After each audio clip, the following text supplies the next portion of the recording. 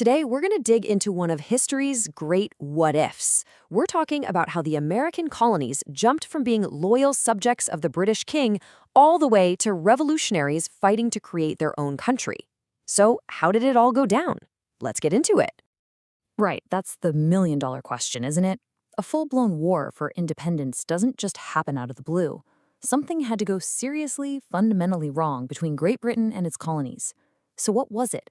What was the breaking point? To really get this, we've got to rewind the clock way back to 1607.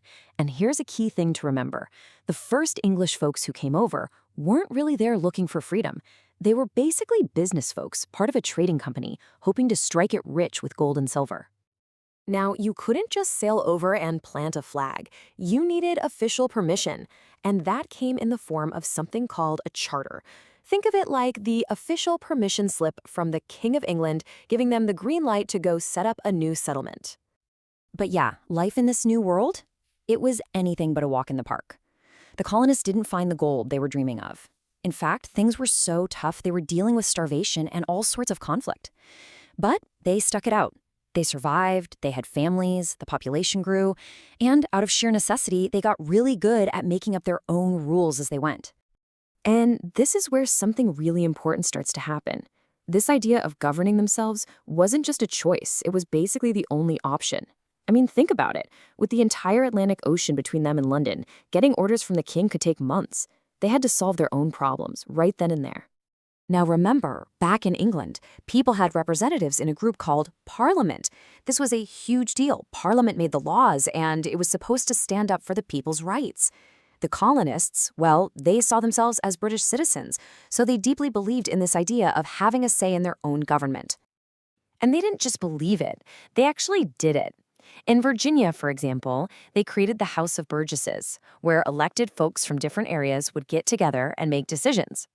You also had the Mayflower Compact, where another group of colonists agreed to a government based on majority rule. This was self-government happening in real time, way before anyone was even whispering about revolution.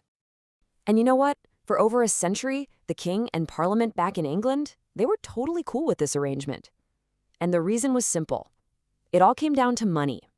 As long as those valuable goods were flowing back to Britain, letting the colonists handle their own day-to-day business was a hands-off approach that just worked.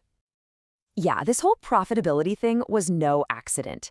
At its core, the relationship was all about economics. Great Britain saw its colonies as this giant global network of moneymakers, specifically designed to fuel its growing empire. The whole system was basically set up to make Britain rich. It was a one-way street. The American colonies would ship cheap raw materials, like wood or cotton, over to Britain. Factories there would turn them into expensive finished goods, and then they'd sell those goods right back to the colonists. All the profit flowed back to the mother country. And man, were the colonies a gold mine for these raw materials. We're talking about massive amounts of timber for building the Royal Navy ships, tons of cotton for textiles, and, of course, those incredibly valuable cash crops like tobacco, rice, and coffee. These resources were literally the engine of the British economy. And we have to be really, really clear about the foundation of this economic engine. These immense profits were made possible only through the brutal and inhumane system of slavery. The unpaid forced labor of hundreds of thousands of enslaved people taken from Africa was the bedrock upon which so much of this imperial wealth was built. So for about 150 years, this whole system of profitable neglect, it just kind of worked. But then, in the mid-1700s, something big happened that completely changed the game. Britain fought a series of very, very expensive wars. The big one was the French and Indian War. Britain won, which was great for them. They got a huge chunk of new territory in North America. But winning wars is crazy expensive. The country was suddenly drowning in debt, and it needed money, fast. Plus, governing all that new land wasn't going to be cheap either. So, Britain's got this huge financial hole to dig out of. The question in Parliament was pretty simple. How are we going to pay for all this? Where's the money going to come from? Their answer was simple. Tax the American colonists. And, from where they were sitting in London, it kind of made sense. The colonists paid way lower taxes than people back in Britain, and the war, after all, had been fought partly to protect them. And this is where everything is about to explode. You've got these two totally different ideas on a collision course. On one hand, you have the colonists who, for 150 years, got used to making their own rules and their own taxes. And on the other, you have Great Britain, which suddenly needs to tighten the leash and raise some serious cash. This was the final straw. So in 1765, Parliament passed something called the Stamp Act. It was a direct tax on all kinds of paper goods, and the colonists just went wild. It wasn't about the cost of the stamp, you see. It was the principle of the whole thing. They believed a parliament thousands of miles away, where they had zero representatives, had no right to tax them.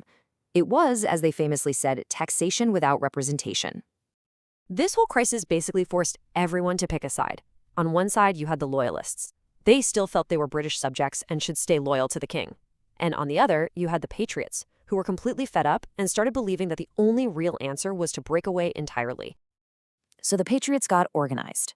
They held protests, but their real power move was a boycott of British goods. And guess what? It actually worked. The economic pressure was so intense that Britain backed down and repealed the Stamp Act. But even though the colonists won that round, the trust was broken. The damage to the relationship was done. So let's just step back and look at how fast this all happened. The story starts in 1607, and then for more than 150 years, this habit of self-rule grows stronger and stronger. But then, bam, 1765, the Stamp Act's crisis hits and shatters everything. In just 11 short years, the relationship completely falls apart, leading straight to the Declaration of Independence in 1776. And so, on that famous day, July 4th, 1776, the colonists made their choice official. They declared they weren't colonies anymore, but were now free and independent states. Of course, saying you're free and being free are two very different things. They still had to fight and win a whole war to make it a reality. And that leaves us with this final huge question. The colonists had answered the question of who should rule them. They fought a war and won their independence. But a new, maybe even harder question was waiting for them. Now that they were in charge, could they actually pull it off? Could they govern themselves?